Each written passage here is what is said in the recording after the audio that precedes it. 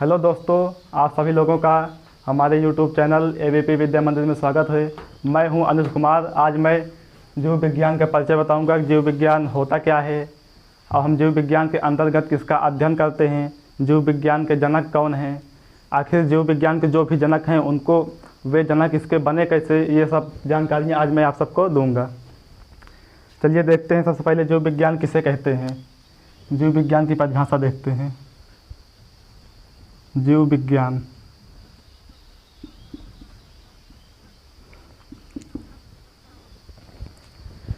जीव विज्ञान के अंतर्गत हम सभी जीवों का अध्ययन करते हैं, अर्थात जंतुओं एवं वनस्पतियों का अध्ययन करते हैं। इसके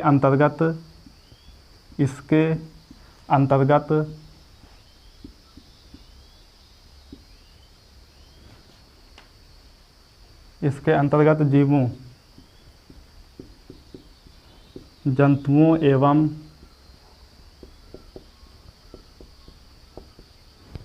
वनस्पतियों का अध्ययन करते हैं। वनस्पतियों का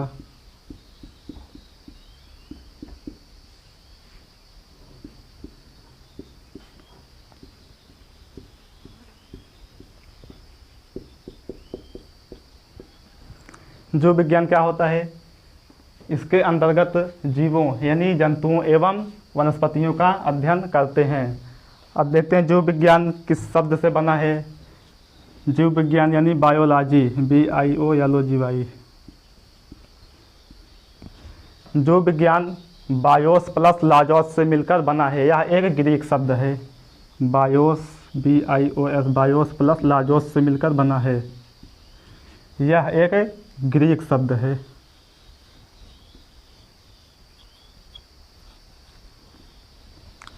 बायोस का मतलब होता है लाइफ और लॉजोस का मतलब होता है अध्ययन,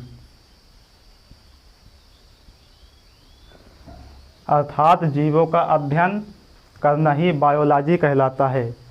बायोस और लॉजोस यह दोनों एक ग्रीक वर्ड हैं। बायोस का मतलब होता है लाइफ यानी जीवन और लॉजोस का मतलब होता है अध्ययन यानी स्टडी।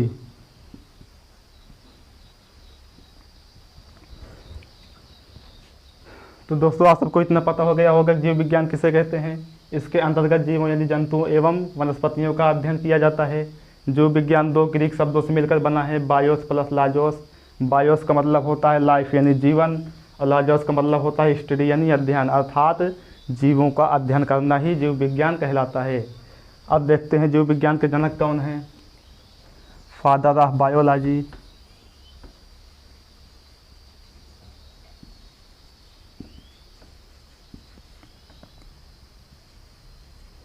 जीव विज्ञान के जनक अरस्तु को कहा जाता है। अरस्तु को जीव विज्ञान का जनक कहा जाता है। जीव विज्ञान का जनक।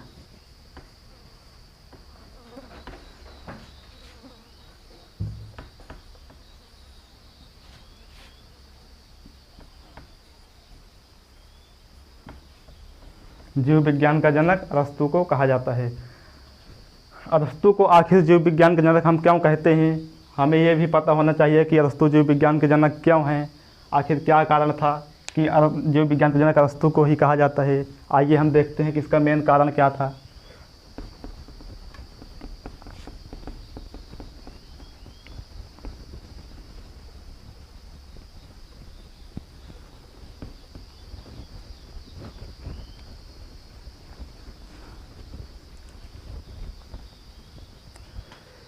सर्वप्रथम अरस्तु ने जीव विज्ञान जंतुओं के बारे में एक पुस्तक लिखी थी। उनके द्वारा लिखी गई पुस्तक का नाम था हिस्टोरिया एनिमलियम।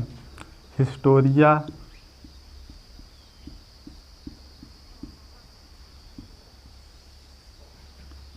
एनिमलियम।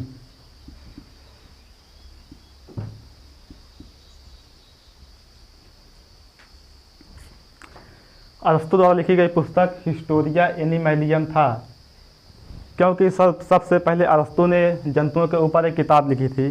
इस किताब में इन्होंने 500 जंतुओं का वर्णन किया था। 500 जंतुओं का वर्णन किया था।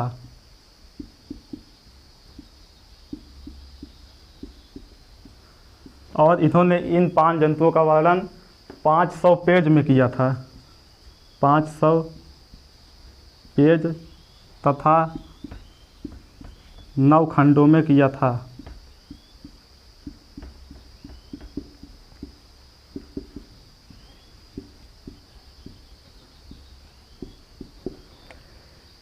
इसीलिए अरस्तु को जीव विज्ञान का जनक कहा जाता है। अब हम लोग जानते हैं कि जीव विज्ञान शब्द का प्रयोग सर्वप्रथम किसने किया था। 2 वैज्ञानिक थे, लैमार्क और टेबरिनस।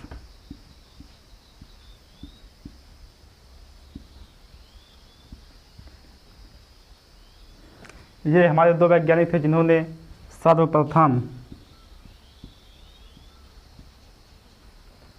1802 ईस्वी में जीव विज्ञान शब्द का प्रयोग किया था।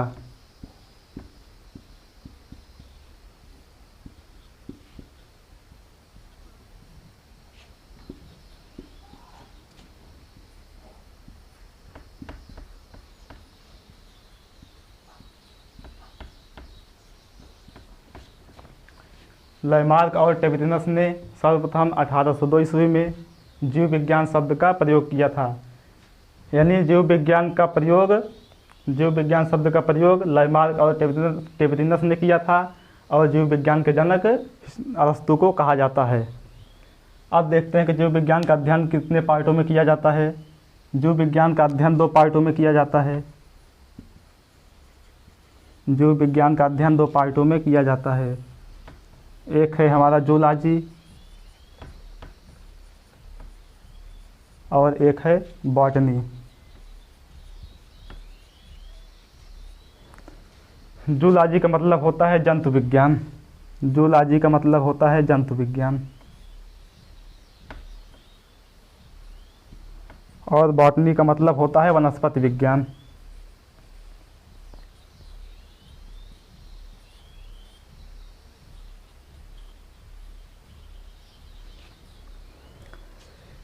जूलॉजी यानी जंतु विज्ञान, अर्थात जंतु विज्ञान में जंतुओं का अध्ययन किया जाता है।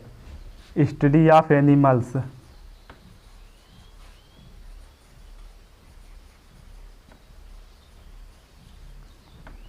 जंतुओं का अध्ययन किया जाता है। बॉटनी यानी वनस्पति विज्ञान, अर्थात इसमें पेड़ पौधों का अध्ययन किया जाता है। स्टडी ऑफ प्लांट्स, पेड़ पौधों का अध्ययन किया जाता है।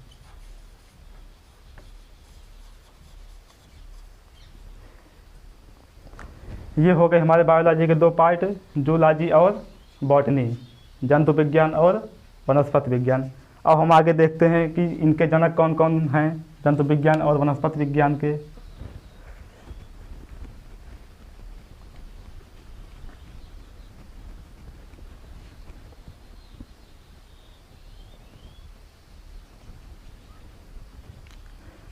जीव विज्ञान के 2 पार्ट हैं, जूलॉजी और बॉटनी।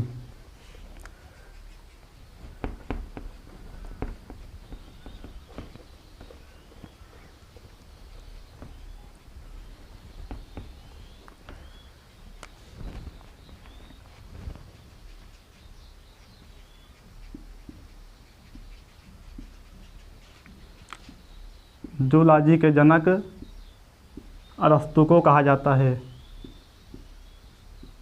क्योंकि अरस्तु ने जंतुओं के बारे में सर्वप्रथम पुस्तक लिखी थी, इसलिए अरस्तु को जीव विज्ञान का जनक कहा जाता है। जूलॉजी के जनक अरस्तु को कहा जाता है। अब अगला है हमारा बॉटनी यानी वनस्पति विज्ञान। वनस्पति विज्ञान के जनक थियोफ्रेस्टस को कहा जाता है। थियोफ्रेस्टस। जूलॉजी के जनक अरस्तु को कहा जाता है और बॉटनी के जनक थियोफ्रेस्टस को कहा जाता है। जूलॉजी के अंतर्गत हम जंतुओं का अध्ययन करते हैं और बॉटनी के अंतर्गत हम पेड़ पौधों का अध्ययन करते हैं।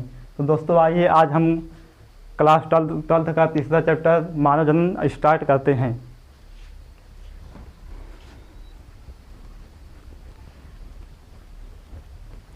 ये तो था जीव विज्ञान का परिचय। अब चैप्टर पर सीधे आते हैं।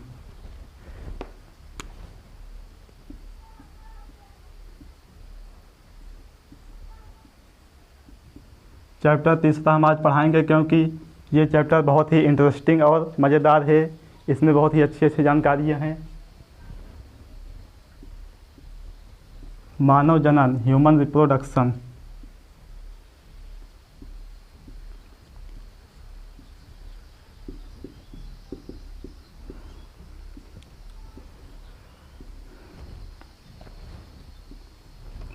सबसे पहले हम जानेंगे कि मानव किस प्रकार का प्राणी है। मानव एक लिंगी है या बहुलिंगी है। मानव एक लिंगी प्राणी है। मानव एक लिंगी प्राणी है।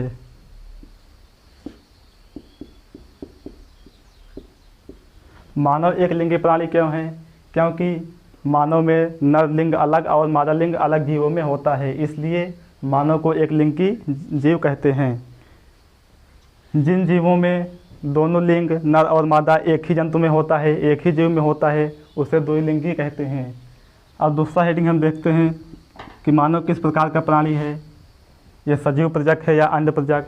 मानव एक सजीव प्रजक प्राणी है, क्योंकि मानव बच्चों को जन्म देते हैं।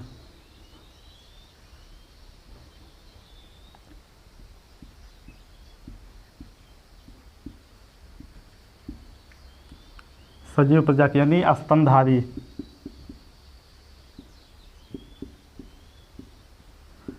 स्तनधारी किसे कहते हैं? सजीव प्रजक।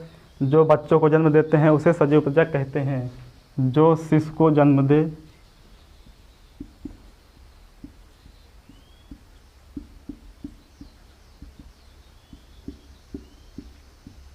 वह सजीव प्रजक कहलाता है।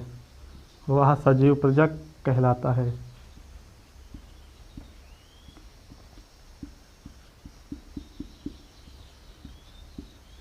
और हम जान लेते हैं कि अंड प्रजक किसे कहते हैं, इसके बारे में थोड़ा जान लें। अंड प्रजक क्या होता है?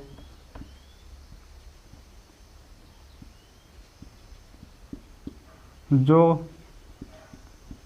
अंडे देता है उसे अंड प्रजक कहते हैं। जैसे मुर्गी हो गई आदि जीव अंड प्रजक कहलाते हैं।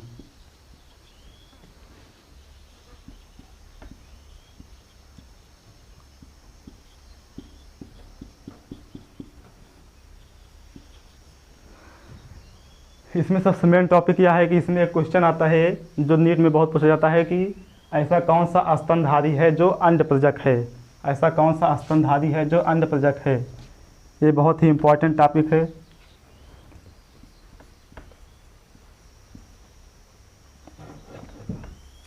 एकिडना और प्लैटिपस। एकिडना और प्लैटिपस ये दोनों ऐसे स्तनधारी हैं जो अंडे देते हैं, अर्थात अंड प्रजक हैं ये।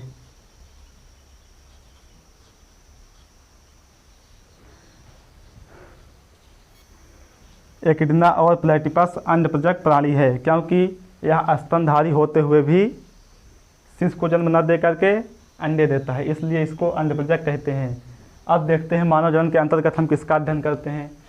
मानव जनन के अंतर्गत हम निम्न ग्रंथियों का अध्ययन करेंगे। आइए देखते हैं कौन कौन सी ग्रंथियां हैं।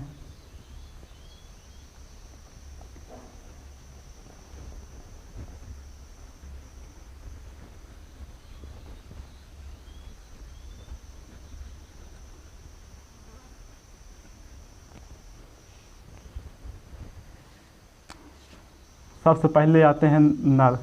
नर के बारे में जानते हैं। मानव जनन के अंतर्गत हम नर में 4 स्टेप में अध्ययन करेंगे। पहला है एक जोड़ी वृषण।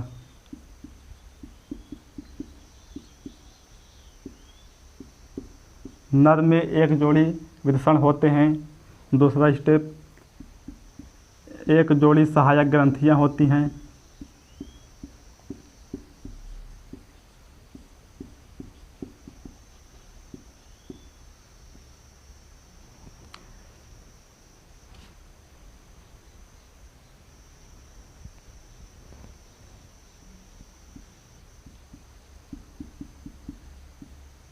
एक जोड़ी सहायक नलिका होती हैं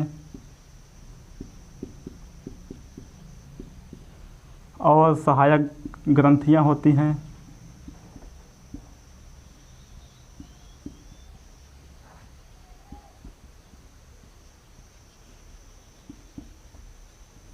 और सबसे लास्ट शिश्न होता है। इन चारों स्टेप में हम नर के जनन अंगों का अध्ययन करेंगे। पहला है एक जोड़ी वृषण, दूसरा है एक जोड़ी सहायक नलिका, तीसरा है सहायक ग्रंथियाँ और शिश्न। तो चलते हैं, हम पहला हेडिंग शुरू करते हैं। एक वृषण किसे कहते हैं?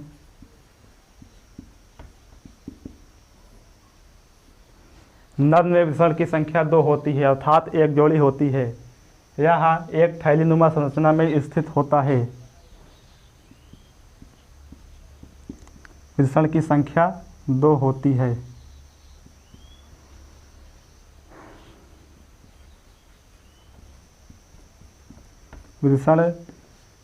वृषण कोश में स्थित होता है।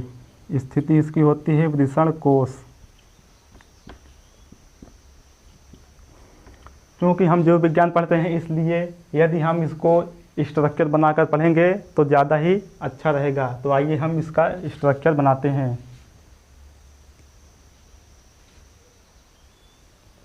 ये है हमारा वृषण।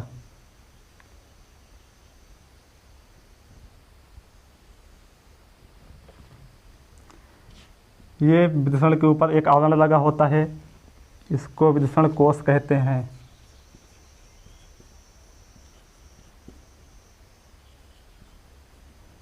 ये है वृषण, जिसको इंग्लिश में टेस्टिज कहते हैं। तो वृषण किसे कहते हैं? यह एक जोड़ी होता है, अर्थात एक नर में इसकी संख्या 2 होती है। यह वृषण कोश में स्थित होता है। अब देखते हैं कि इसके अंदर क्या क्या होते हैं। वृषण में छोटी छोटी पालिकाएं बनी होती हैं, जिनको वृषण पालिका कहते हैं। इन पालिकाओं को वृषण पालिका कहते हैं।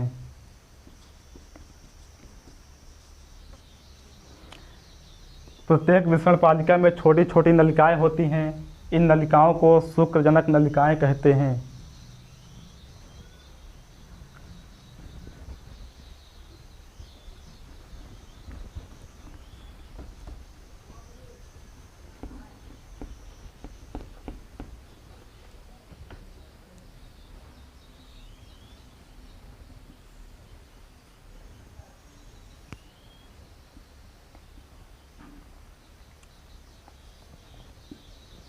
यह हमारा है वृषण कोश।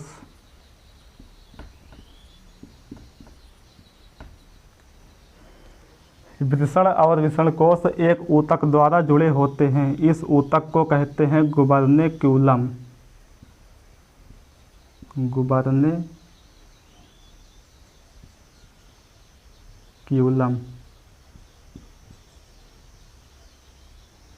गुबर्नेक्यूलम ऊतक द्वारा वृषण कोश से जुड़ा होता है। वृषण कोश में छोटी छोटी पालिकाएं होती हैं। इन पालिकाओं को वृषण पालिका कहते हैं।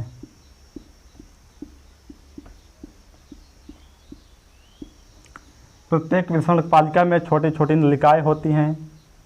किसी पालिका में 1, किसी में 2 इसकी संख्या होती है। किसी में शुक्रजनक नलिकाओं की संख्या 3 होती है। अर्थात प्रत्येक पालिका में 1 से 3 तक की वृषण शुक्रजनक नलिकाएं होती हैं।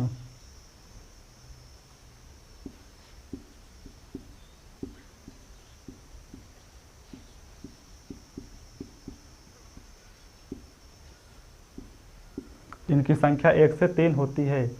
अब देखते हैं वृषण पालिका के अंतर्गत शुक्रजनक नलिका की स्ट्रक्चर कैसा होता है।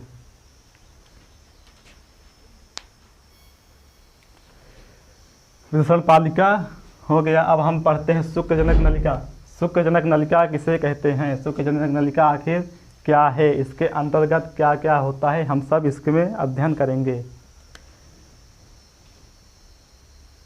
ये है शुक्रजनक नलिका। शुक्रजनक नलिका में 2 स्तर होते हैं। एक सबसे बाहरी स्तर, जिसको आधार कला बोलते हैं,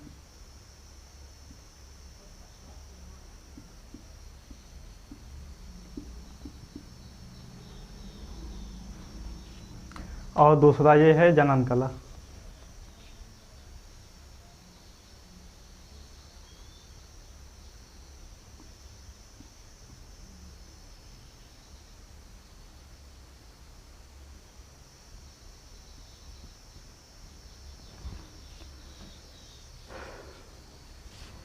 जनन कला में दो प्रकार की कोशिकाएं मिलती हैं।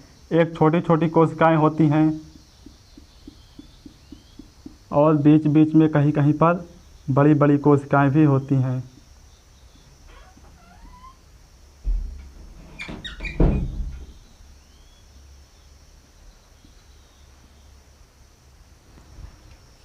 ये जो बड़ी कोशिकाएं हैं, इन बड़ी कोशिकाओं को सर्टोली कोशिका कहते हैं और जो छोटी कोशिकाएं हैं इसे नरजन्म कोशिका कहते हैं। ये बड़ी कोशिकाएं, इनको सर्टोली कोशिका कहते हैं, सर्टोली कोशिका। और ये जो छोटी छोटी कोशिकाएं हैं इनको नरजन्म कोशिका कहते हैं।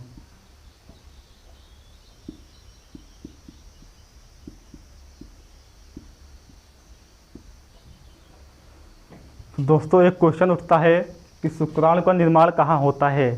सभी लोग से केवल यही बताते हैं कि शुक्राणु का निर्माण वृषण में होता है, लेकिन इसका सही सिचुएशन है कि शुक्राणु का निर्माण वृषण पालिका के अंतर्गत जो छोटी कोशिकाएं होती हैं, नरजन्म कोशिका जिसको कहते हैं, इसमें शुक्राणु का निर्माण होता है। अब हम पढ़ेंगे कि शुक्राणु का निर्माण आखिर कैसे होता है, किन किन कारणों की वजह से इस कोशिका में शुक्राणु का निर्माण होता है। आइए हम आगे देखते हैं।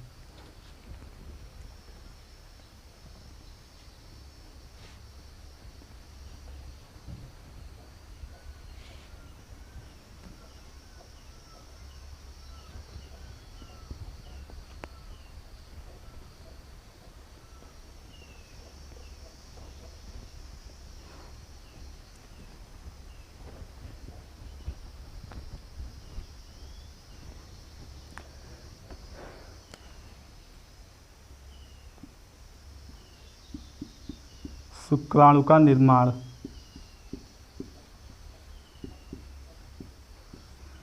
एक नर में शुक्राणु का निर्माण कब चालू होता है, सबसे पहले हमें ये जानना जरूरी है। जब एक नर 12 से 14 वर्ष का होता है तो उसके मस्तिष्क में एक ग्रंथि होती है जिसको बोलते हैं हाइपोथैलेमस। हाइपोथैलेमस।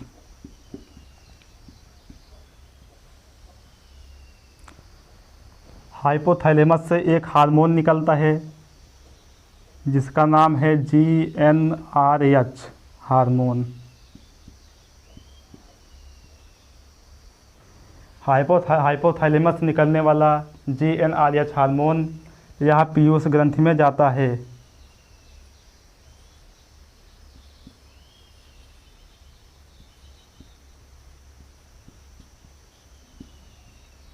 हाइपोथैलेमस से निकलने वाला हार्मोन GnRH पीयूष ग्रंथि में जाता है। पीयूष ग्रंथि को यह प्रेरित करता है तो पीयूष ग्रंथि दो हार्मोन निकालती है जिसको कहते हैं LH और FSH। GnRH का फुल फॉर्म होता है GnRH। इसका फुल फॉर्म होता है गोनेडोट्रोपिन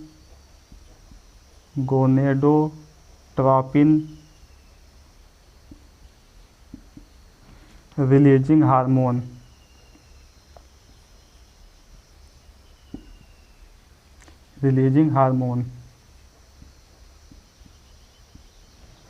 GnRH का फुल फॉर्म होता है गोनेडोट्रोपिन रिलीजिंग हार्मोन और LH का फुल फॉर्म होता है ल्यूटिनाइजिंग हार्मोन। Luteinizing hormone.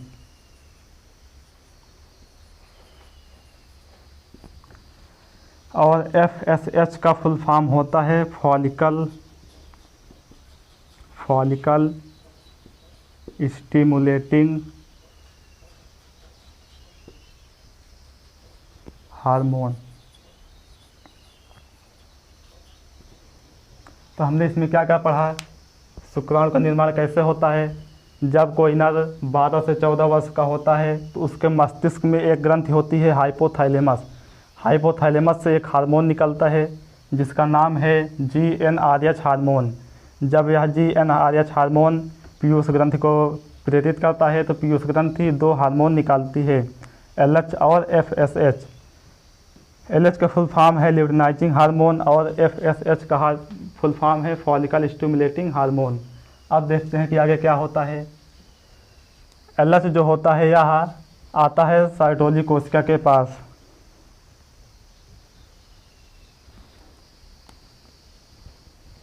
इसमें हम एक चीज़ और जान लेते हैं कि दो शुक्रजनक नलिकाओं के बीच में भी एक हार्मोन होता है। इस हार्मोन को कहते हैं अंतराली कोशिका।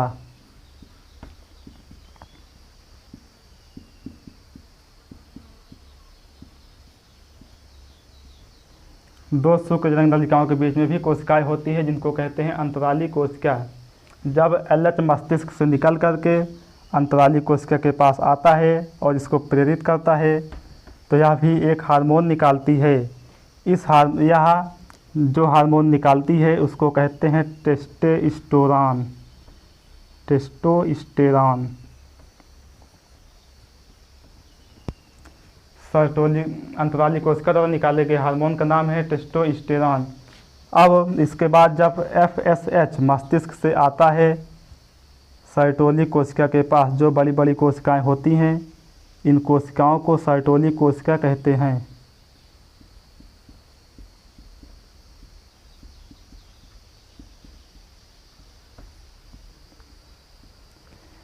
FSH आता है साइटोली कोशिका के पास, इसको प्रेरित करता है तो यह निकालता है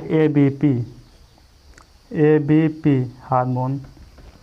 इसको कहते हैं androgen binding protein. Androgen FSH आता है अंतराली कोशिका के पास और इसको प्रेरित करता है। आइए आगे देखते हैं।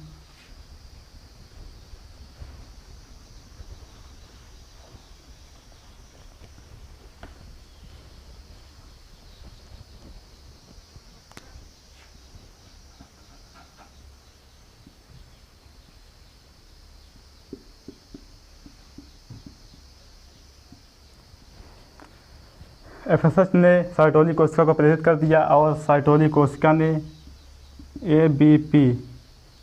ABP का फुल फॉर्म होता है androgen binding protein. Androgen binding protein यह क्या करता है? यह नाम से ही पता चल रहा है कि यह किसी को बाइंड करता है, अर्थात किसी के साथ जुड़ता है। एंड्रोजन बाइंडिंग प्रोटीन यानी यह हार्मोन किसी अन्य हार्मोन के साथ जुड़ता है। देखते हैं किसके साथ जुड़ता है। जब FSH बड़ी कोशिका यानी साइटोली कोशिका को प्रेरित करता है तो यह ABP हार्मोन निकालता है। अब ABP शुक्रजनक नलिका से बाहर आ करके अंतराली कोशिका द्वारा निकाले गए हार्मोन टेस्टोस्टेरोन इसको प्रेरित करता है और ABP टेस्टोस्टेरोन के साथ जुड़ करके शुक्रजनक नलिका के अंदर आ जाता है और इसके बाद टेस्टोस्टेरोन शुक्रजनक नलिका को प्रेरित करता है और तब जा कर के शुक्रजनक नलिका शुक्राणु का निर्माण करती है। इन सभी प्रक्रियाओं के बाद शुक्राणु का निर्माण होता है। अब आते हैं, दूसरा टॉपिक हमारा था एक जोड़ी सहायक ग्रंथियाँ।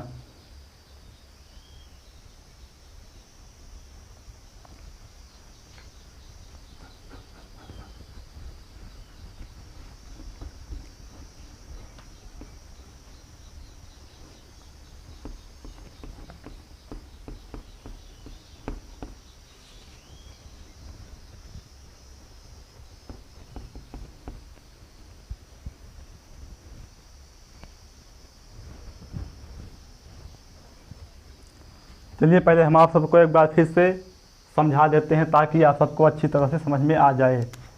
हमने सबसे पहले विषय में क्या क्या पढ़ा था।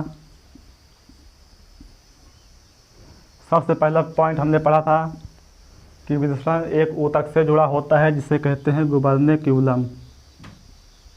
गुबर्नेक्यूलम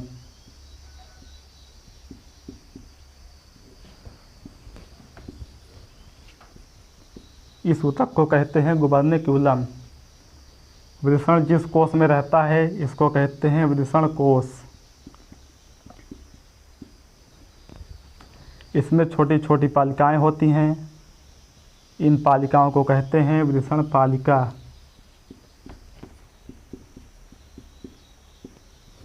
वृषण पालिकाओं के अंदर छोटी छोटी नलिकाएं होती हैं, किसी पालिका में एक नलिका, किसी पालिका में दो, किसी पालिका में तीन। इस प्रकार सभी शुक्र वृषण पालिकाओं में एक से लेकर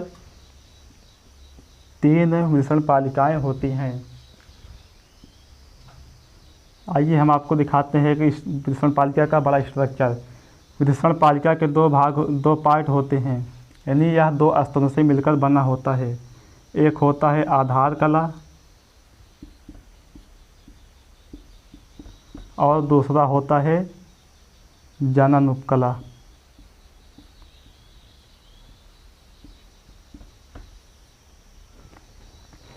जनन उपकला में भी 2 प्रकार की कोशिकाएं होती हैं। कुछ कोशिकाएं छोटी छोटी होती हैं और बीच बीच में कुछ बड़ी कोशिकाएं होती हैं। जो छोटी कोशिकाएं होती हैं इनको कहते हैं शुक्रजनक नलिका।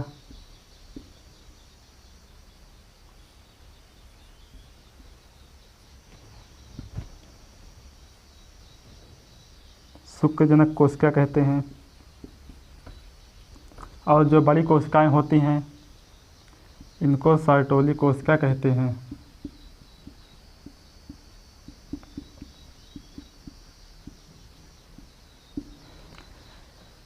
अब हमारे मस्तिष्क में एक हार्मोन होता है जो निकलता है हाइपोथैलेमस से, जिसको कहते हैं GnRH हार्मोन हमारे पीयूष ग्रंथि में आता है, पीयूष ग्रंथि को प्रेरित करता है और जो हार्मोन निकालते हैं LH और FSH।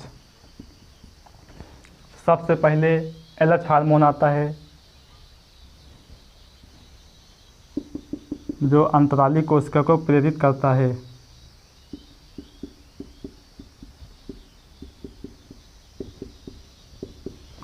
LH आता है और अंतराली कोशिका को प्रेरित करता है। अंतराली कोशिका निकालती है टेस्टोस्टेरॉन।